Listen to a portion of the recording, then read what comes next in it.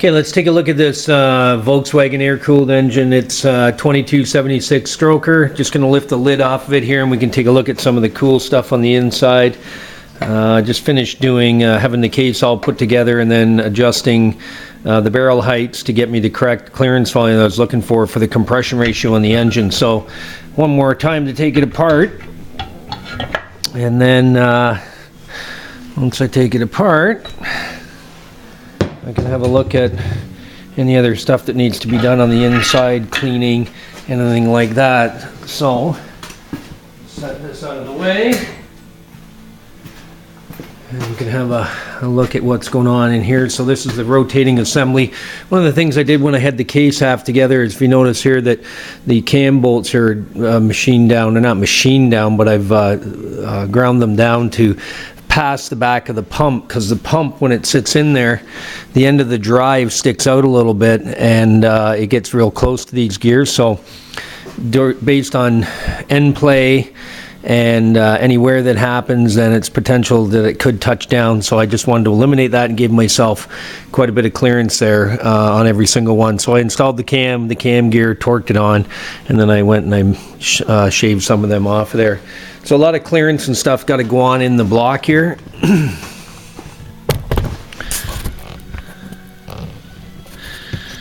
me have a look. Sorry, I hate the shaky cam thing here, but I'll try and do the best I can.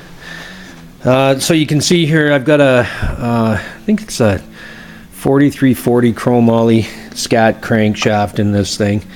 It's got the full counterweights on it, not full circle, which will go all the way around, but full counterweights on it. You can see I've done some things here like clearance the block out so that when the connecting rod is swinging by here, that there's lots of clearance in the block.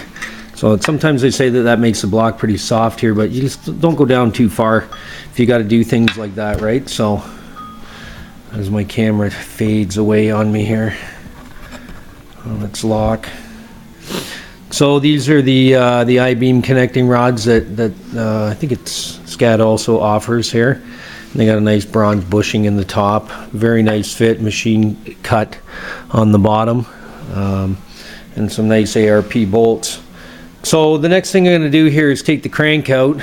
I've already put the front bearing on in place here, just so I could use it as a good solid positioning for checking my block clearances and stuff for doing the final fit with the cylinders and the cylinder heads.